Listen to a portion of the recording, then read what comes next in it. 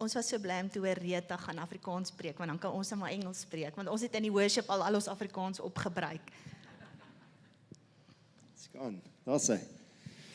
Lekker om julle almal te sien. Bloemfontein het daarom goeie mense. Hulle sê Bloemfontein daar's 2 keer wat jy huil, né? Een keer as jy hoor jy kom hier na toe. Ek het gehuil. En in 2016 het ons gehuil omdat ons sulke amazing mense hierso sal agterlaat. Ek weet die Here is Afrikaans, maar ek moet eerlik wees, ek bid nog in Engels. So ons gaan vandag in Engels praat, as dit reg is met julle. Ek het met 'n Afrikaans vrou getrou. Jy sal nie glo nie, maar my huistaal is Afrikaans, want ons het die taal van liefde vir mekaar. Maar my kinders is so half-breeds, hulle praat so broken English, broken Afrikaans. Maar fantasties om saam met julle te wees vanoggend. We were in full-time ministry. I was probably 10 years into full-time ministry, and I felt God had called me into making an impact in that space. I had done that since I finished my studies, and so I actually had never ever had another job apart from doing full-time ministry. I come from a family that a whole bunch of pastors and working for the church. We all over in Durban area, and so that's kind of what I grew up with. That's what I knew, and I found myself in 2006 working full-time for a church here in the city. That merged with Doxodeo later, and when I looked again and when I checked, myself and Lea were leading Doxodeo Church here in Bloemfontein, and they probably didn't have anyone else, but it was left up to us, and that was 2014, and we're really excited and really felt that God had called us to it, and we're excited about it, and just had vision and plan, and so many things going ahead for us, and that was 2014. By 2015, I had a conversation with a guy by the name of Rory Dyer at a men's event that we did, and I told him a bit about how I was feeling, and he said to me, "But that's not normal. You shouldn't be feeling like that." And I realized at that stage that I had a massive emotional burnout in ministry. And so everyone kind of thought, no, give a guy a couple of weeks off. It is tough being a pastor sometimes. People, people's problems, whatever, just give them a little bit of time off. But what's happening on the inside, if I'm honest with you, is that the thing that I was doing, ministering for God, was the very thing that was killing me on the inside. I don't know. Jy moet ons nou jou sondes bely. So that's really what was happening. And I know even in the environment, we often look to pastors and think, hey, they're close to God. They're really, and they were asking the question, like, where's your joy now? Well, it's disappeared. And what was really going on in my mind is that I was looking for any way to not do what I was doing work-wise. And that's not a good space to be when you're leading a church. And I said to my wife constantly, there are 2 things that I don't want to do. I don't want to preach, and I don't want to see people. Apart from that, I'm good to be a pastor. So you obviously disqualify yourself pretty quickly when you like that. But I was down, I was depressed, I was burnt out properly, so much so that I landed up in Bloemcare. I remember sitting there doing my therapy in Bloemcare, and Abel's wife, Karine, walking past on her way to the physio practice, and kind of having this, they're on our eldership team, but her leader is sitting here in Bloemcare because he's just in a totally burnt out way. And the most difficult thing probably for me, and you might have found this in your life as well in certain places, is that myself and Lea just couldn't reconcile this thing that we thought we were doing what we thought God had for us, but my body wasn't holding on. My body could literally just not do it. I was battling to get up in the morning. I had to sleep afternoon nap. Afternoon naps are always nice, but I was taking them regularly because I couldn't function. And what we couldn't reconcile in our lives was that we hadn't done anything wrong. We were trying to do what we felt God was asking us to do and minister full-time in the church, but my body just would not hold on. And we were pushed into the space by circumstances to start asking the question, what does that mean? People were very gracious, and at the end of 2015, I was still leading the church kind of from my bed and a phone, but holding on for dear life. In the beginning of 2016, we went to a guy by the name of Rigby Wallace down in the Cape. And we sat with Rigby and we told him our whole story.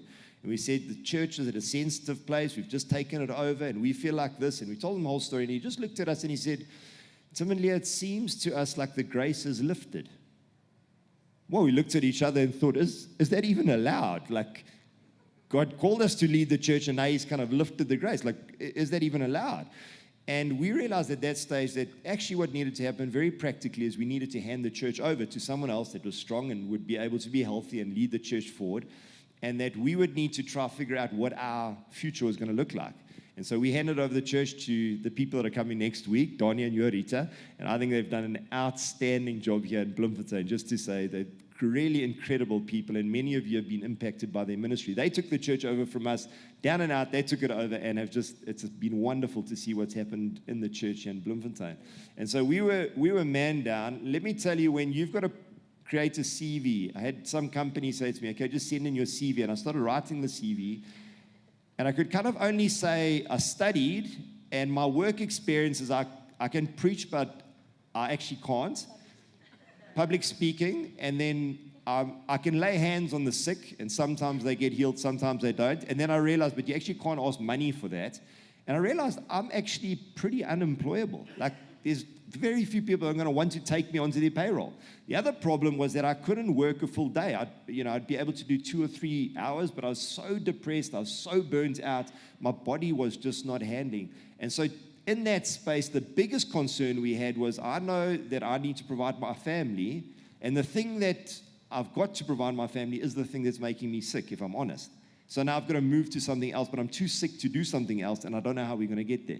So we're sitting in this very, very difficult space that we found ourselves in 2016. My brother called me one day, and he says, listen, if you think you're going into the business world, I've got a friend, he's selling his construction business in Durban.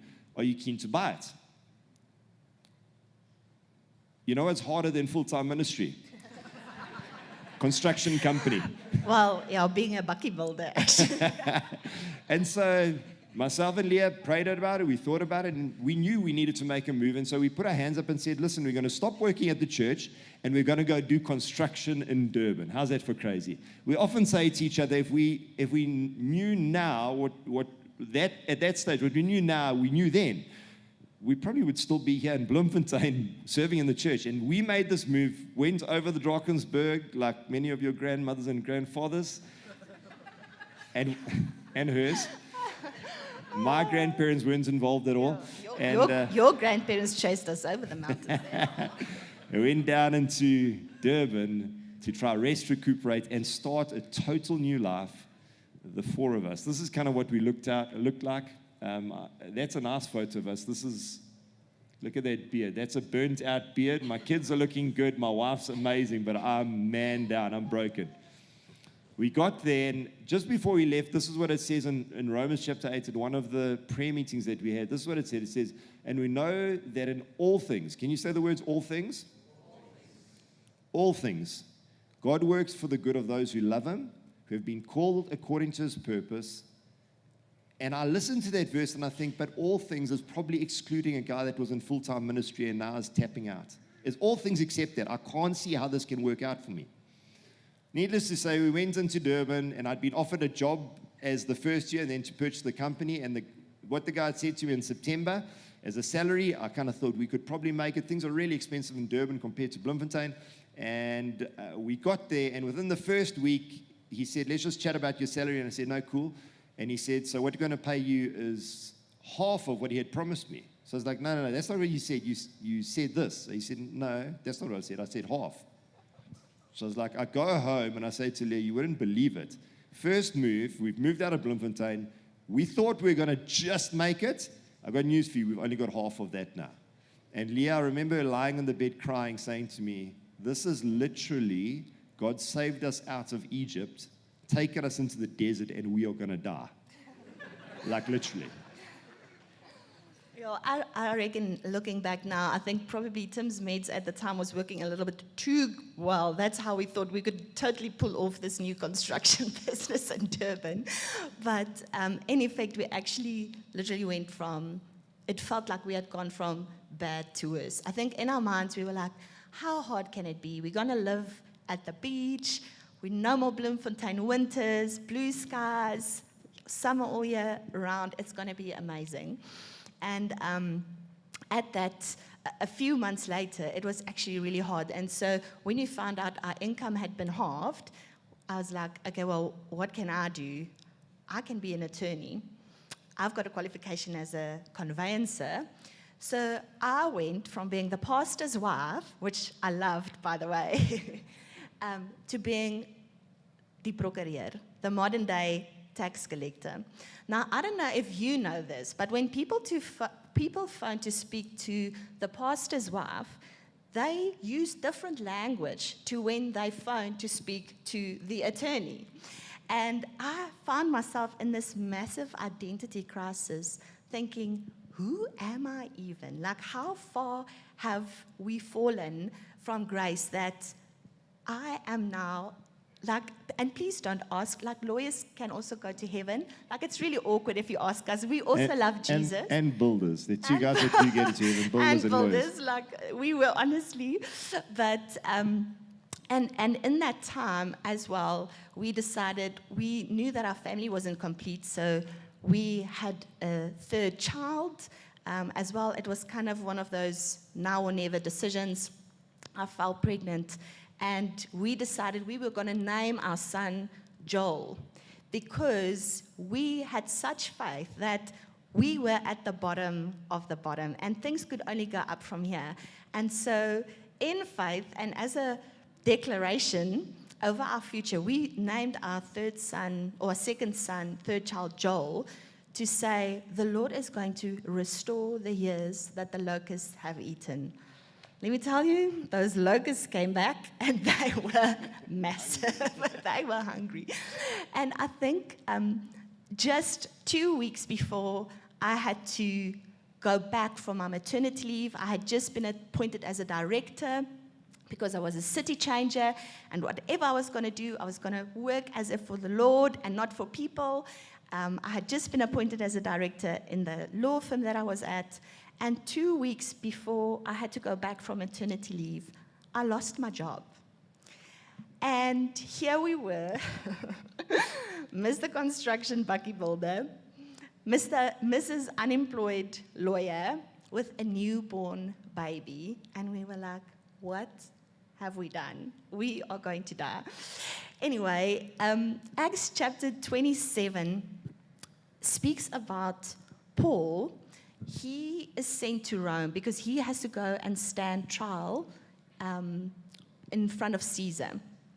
And this scripture has really encouraged me so much, because what is happening is a massive storm comes up.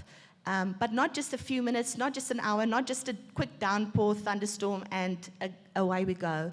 It rages 4 days on end. Paul is a prisoner on the ship with fellow prisoners, with also some of the soldiers that are guarding them. And the crew on the ship, they are literally using ropes and trying to tie the ship together to hold this thing in place, because it is about to break into pieces. And an amazing thing happens. Now, in my mind, I would think, this must be God. He is going to annihilate all these other prisoners and baddies. I am unfairly going to prison. So obviously he sent the storm. Everyone's going to die. I'm going to wash up in the Umhlanga Island and live happily ever after and never go to jail. But something else happens. And then an angel appears to Paul, and Paul now encourages the crew on the ship, and he says to them, but take courage, none of you will lose your lives, even though the ship will go down. For last night an angel of the God to whom I belong and whom I serve stood beside me, and he said, don't be afraid, Paul, for you will surely stand trial before Caesar. This almost reminded me of when I was a little girl and I'd misbehaved, and my parents would say, just wait till we get home. And you think, please, Jesus, may they forget by the time we get home. Don't let them remember that I'm still going to jail. And it's almost as if the Lord is encouraging Paul, saying, don't worry, remember, you're still going to jail. You're not going to perish here because I'm sending you to jail still. That's part of the plan. It doesn't make sense at all.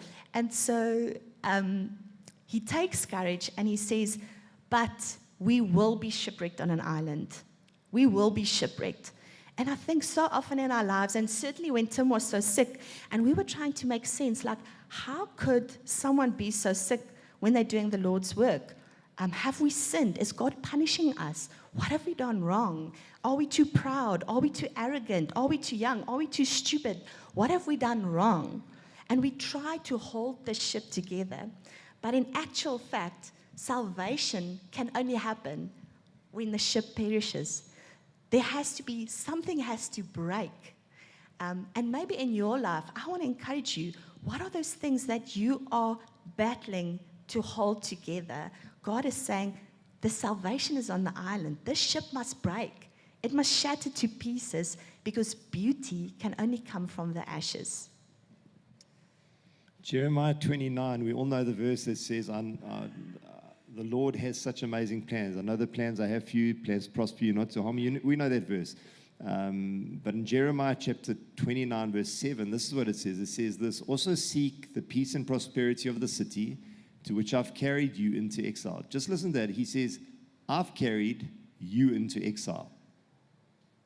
Pray to the Lord for it, because if it prospers, you too will prosper. The revelation we had was that God's done this. It doesn't make sense that he'll take the people of God out of Jerusalem and put them into exile. And now that they're in exile, he sent them there. Now he's saying to them, okay, guys, now that you're here, stop longing back to the past, settle down, build houses, create gardens, and start living in the city and start making an impact and start praying for the city, because if it prospers, you too will prosper. Fast forward until where we are now, 2026, and God has just done incredible things in us and through us and with us. With regards to our family, we'll tell you a little bit about that later. We live in a beautiful home in Umhlanga. We feel like we've got to pinch ourselves the whole time as to how wonderful it is there.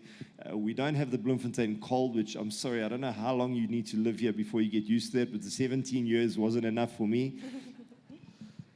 Between the two of us and our two businesses and our household, we're employing, I think, 110 people at the moment, where God's using us to actually impact their lives and be able to give them food on the table, which is amazing from where we were coming and how broken we really were. Doc Sadeo taught us this about governing bodies. Governing bodies aren't bad things. Where your kids are, they're actually amazing places that you can go in and influence for Christ. And so Lea has had her time in the governing body of our primary school. I'm on there at the moment myself, and we're really seeing that God's giving us opportunity to influence. Not only that, but Leah's been invited, I'm still a little bit shy of preaching, but Leah's been invited to churches and to business forums and all around the world. She'll tell you a bit about that now, but to be preaching. And that was really one of her main passions, and God's given her these incredible opportunities to do that. I pray with my management team every single Tuesday. I pray this for them as I say, God, you've given us a garden. I trust that you'll give us wisdom and vision as to how to make this garden grow. Can I please encourage you today is that God's plan might not be for you to be the next Albel, next full-time pastor. His plan might be for that where you are at the moment, you need to plant a garden, you need to garden it, you need to build a house, you need to marry and have kids, what he says over here. And when you prosper around the city, when you pray for the prosperity of the city, you too will prosper. One of the amazing things that Lea and her business has done, and we'll show you a quick video now, is they have this thing called the Gifted Project, where they have taken an outrageous decision to give people houses away. They thought, well, if we're transferring houses, we might as well take some of that money and give houses away. Now, to tell you about Lea, she says she's a lawyer. Leah's actually a serial gift buyer. That's what she does, okay? That's what keeps her going. The way that she funds that is by running a legal practice. And that's how she makes her money. But she takes that money and then she blesses people. And so what they've done now recently is they've bought a house. This is the second one that they've done, and the third one we've kind of done together as a family. And they have purchased a house in Durban for a lady whose daughter is blind and deaf. And they're assisting their business, helping with regards to the school fees of this little girl. And what's happened is they've bought a flat. Our kind of construction little leg of it was able to cut the flat in half, that she's able to rent half of it out and live in the other half. And I want you to see the impact that her, by realizing that I'm not just sent to a bad place, I've been sent here by God, and I'm going to start gardening here for God. Check quickly this video as to what their business is busy with.